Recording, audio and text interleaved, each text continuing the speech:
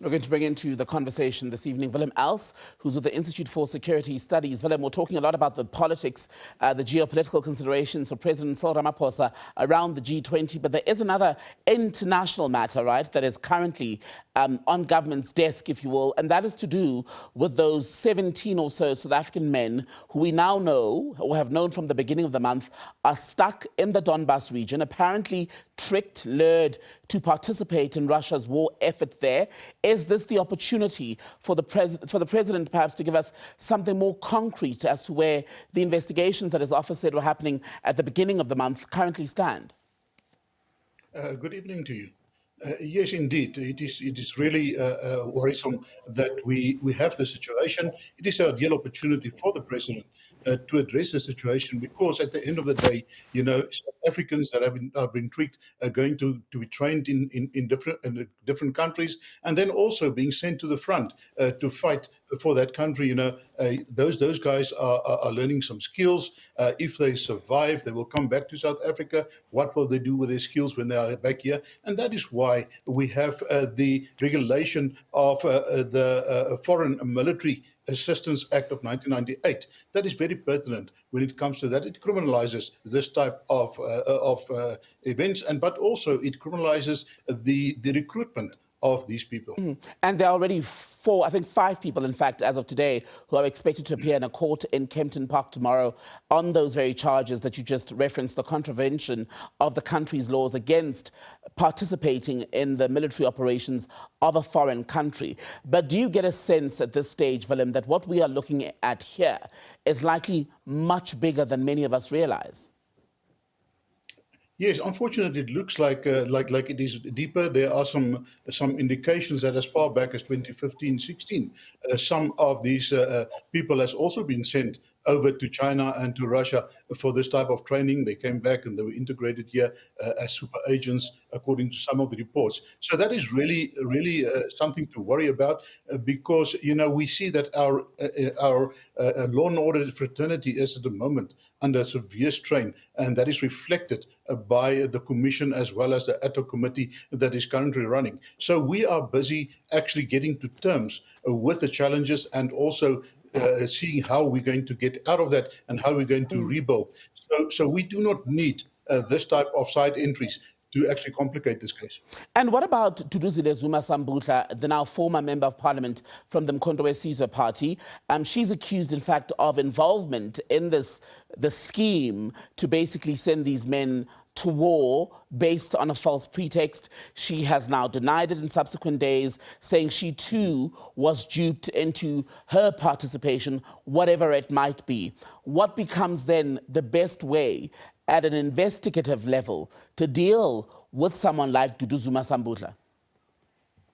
Yeah, well, at the end of the day, it's encouraging to see that this case file, after the case has been opened, has been handed over to the Hawks, or the DPCI, and more in particular the CATS unit, the Crimes Against the State unit, that have got all the skills and the resources to actually investigate cases of this matter. So at the end of the day, we anticipate, as we say, it was early days, they will investigate, they will look at various charges that have been laid. They will also add some charges should they unearth some of them. For instance, we're looking at the charges of recruitment and also participating under the Mercenary Act, as we refer to it. But also there are some indications that there might have been a contravention of our Combating of Trafficking in Persons Act, and also some common law fraud offences that might have been perpetrated. So yeah, this is unfolding. We see that those charges are investigated against her and the three people that were mentioned, but also against the four people and the fifth one that was arrested today. We will find out tomorrow when they appear in court what is happening there.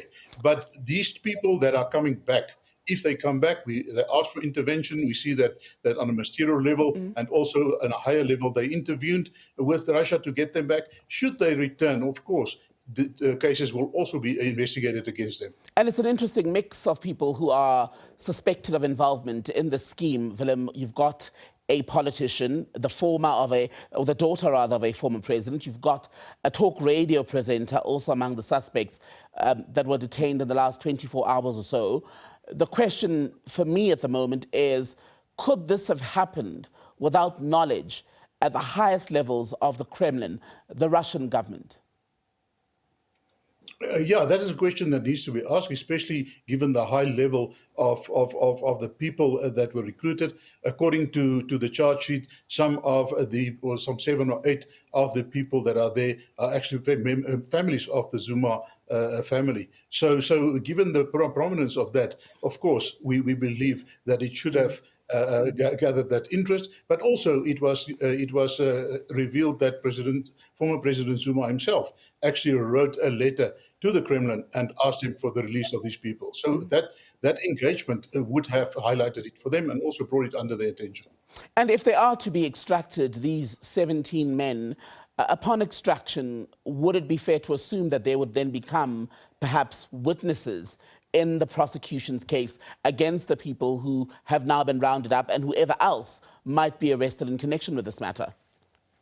Yeah, of course. That will be one of the things. What will happen should they be extracted? They come back to South Africa. They will be debriefed by our intelligence services, but also by the Hawks.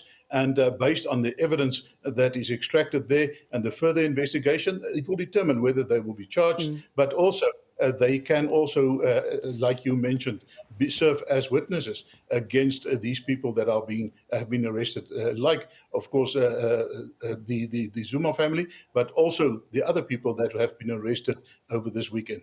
The SABC News team, Willem, I don't know if you've seen, in KwaZulu-Natal, has done some work on this story in the province because majority of these men who are currently in the Donbas region, as we're told, are from KZN. And in one of the accounts that we got from relatives, the suggestion was that, or the impression they got was that the deployment of these men to the front line in the Donbas region was imminent.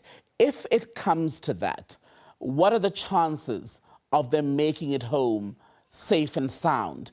And how complicated a mission might it be to get them out once they're involved in active combat? Yeah, that is a good question. You know, the Donbas region is actually an occupied area where there's an active war being raged at the moment. So that is your one challenge. The other challenge that you have is if you look at the tactics and also the modus operandi of the Russian forces in this war, they've got this meat grinder process or tactic where they just throw more and more bodies towards the front, and the mortality rate is extremely high when it comes to that. So should these people be deployed to the front, their chances of survival are not good.